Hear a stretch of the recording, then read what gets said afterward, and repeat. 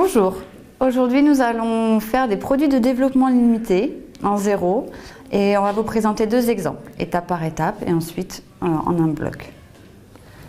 On va effectuer le produit de développement limité en 0.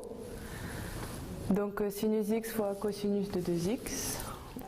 Alors pour effectuer des calculs de développement limité, faites attention au point auquel vous allez faire votre calcul et à l'ordre qu'on vous demande. Ici, nous allons nous contenter de faire des développements limités en 0.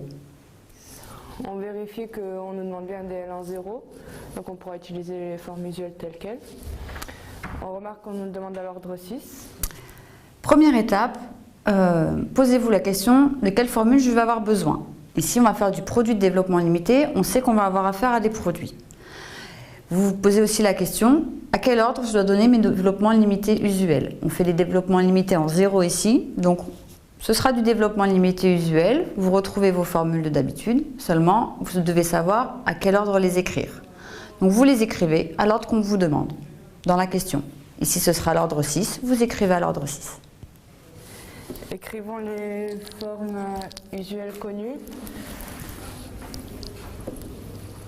Sinus x en 0 c'est égal à x moins x cube sur 3 factoriel plus x5 sur 5 factoriel plus le terme suivant serait du x7 sur 7 factoriel, mais on nous le demande à l'ordre 6, donc on va mettre le petit o de x6. Prenez soin, si jamais vous avez une composition à faire, de bien justifier votre composition. On vous attend ici. Naïs va vous poser la composition grand X égale 2x. Vous allez devoir remplacer grand X par 2x. Vous devez justifier que grand X tend bien vers 0 quand X tend vers 0. Prenez le temps de le faire, c'est important. Ensuite, on écrit le dl de cosinus en remarquant qu'on va pouvoir faire la composition x égale 2x qui tend bien vers 0 quand x tend vers 0, donc on peut composer.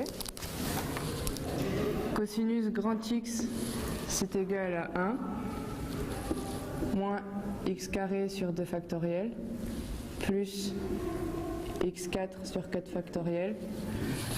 On écrit encore le terme à l'ordre 6 puisqu'on nous demande l'ordre 6 moins x puissance 6 sur 6 factoriel plus petit o de x puissance 6. Il ne faudra pas oublier de remplacer le x par 2x. On va l'écrire, donc on a du cosinus 2x qui est égal à 1 moins 2x au carré sur 2 factoriel c'est égal à 2 plus 2x puissance 4 sur 4 factoriel moins x puissance 6, donc 2x puissance 6 sur 6 factoriel plus, on n'oublie pas le petit o de x puissance 6. Maintenant, on va réduire l'expression de cosinus 2x.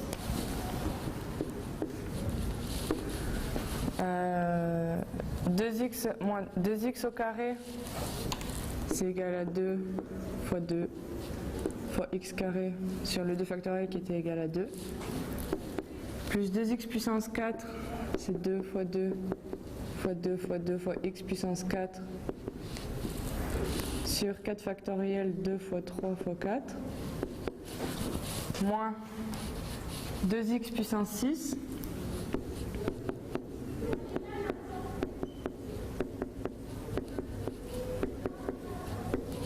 sur 6 factoriel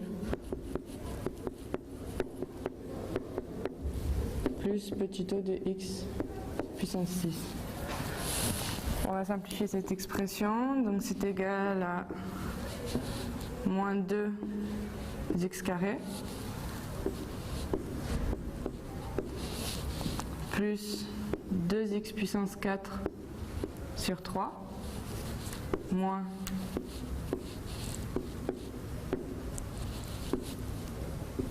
il me reste 3. Moins 4, x puissance 6 sur 3 fois 9 fois 5, 45. Plus petit o de x puissance 6. On a l'expression simplifiée de cos 2x en 0. Sinus x en 0, on peut donc multiplier ces deux développements limités. Ensuite, vous développez votre produit comme d'habitude. Et puis, les termes qui sont de degré trop grands, vous les enlevez. C'est pour ça qu'on appelle ça un développement limité.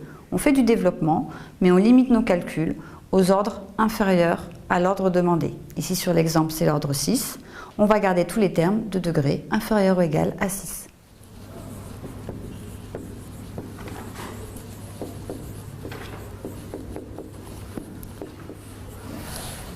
On écrit les deux formes.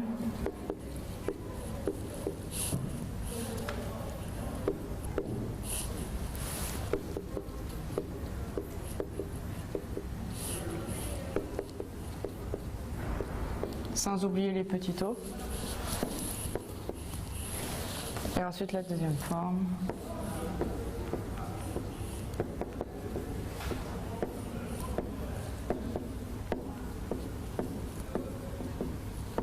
Sans oublier le petit o, encore une fois. On va maintenant multiplier les deux en faisant attention qu'on nous demande un développement limité à l'ordre 6, donc tous les termes de degré supérieur à 6 se rentreront dans le petit o, donc on ne les écrit pas. Donc x fois 1, x fois moins 2x carré, on aura un terme en x cube, on va l'écrire. Donc on a du moins 2x cube. Ensuite x fois x puissance 4, on va avoir un terme en x puissance 5 qui ne rentre pas dans le petit o, donc on l'écrit.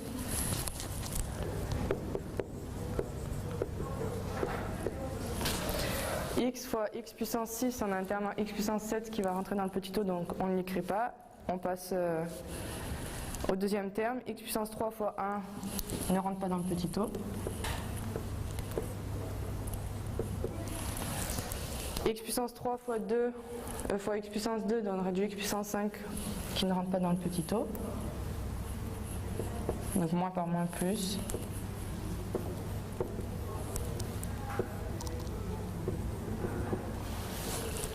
X puissance 3 fois x puissance 4 va donner du x puissance 7 qui rentre dans le petit o, donc on ne l'écrit pas. On passe donc au terme d'après, puisque tous les autres seront forcément des puissances supérieures à 6. X puissance 5 fois 1, on écrit.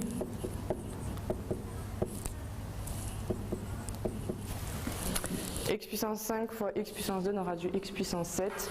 Donc ce terme et tous les termes suivants rentreront dans le petit o.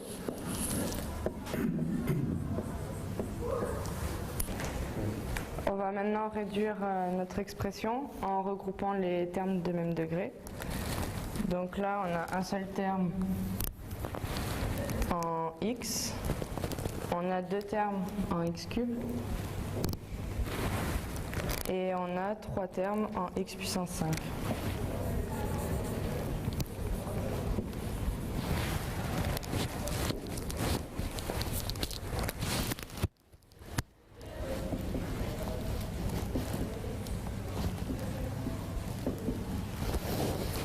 C'est égal à x. On écrit les termes en x cube. On a donc du moins 2, moins 1 sur 3 factoriel, moins 2, moins 1 sixième, fois x puissance 3.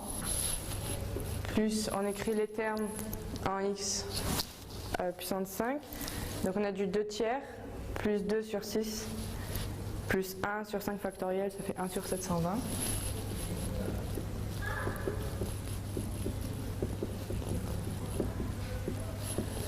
Fois x puissance 5, on n'oublie pas le petit o de x puissance 6. On calcule. Donc on a du x, moins 2, moins 1 sixième, moins 13 sur 6, x puissance 3, plus après quelques calculs au brouillon, on trouve du 121 sur 120 fois x puissance 5 plus petit o de x puissance 6. On a donc maintenant le développement limité à l'ordre 0, le développement limité en 0 à l'ordre 6 de notre produit de fonction.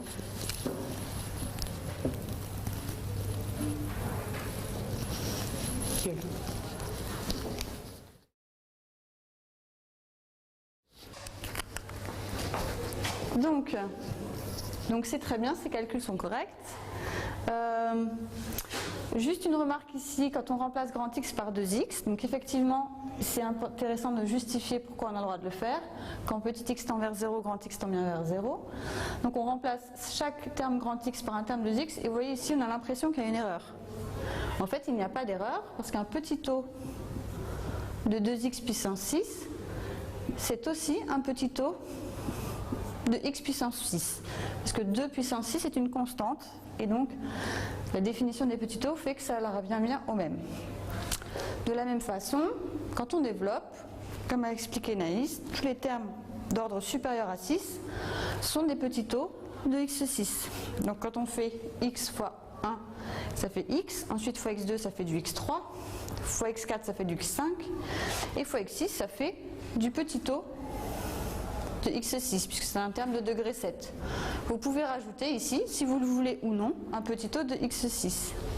On reprend avec le développement du deuxième terme, x3, x3 fois x2, x5, x3 fois x4, x7, c'est aussi un petit o de x6. Et ensuite, pour terminer, x5 fois 1, x5, et ensuite du x5 fois du degré 2, 4 ou 6, ce sont tous des petits o de x6. Donc la deuxième règle importante, c'est que quand on additionne des petits o de x6, c'est-à-dire des termes qui sont négligeables devant x6, si on en additionne un nombre fini de fois, on obtiendra un petit o de x6. Donc vous pouvez l'écrire ou ne pas l'écrire, c'est vous qui voyez.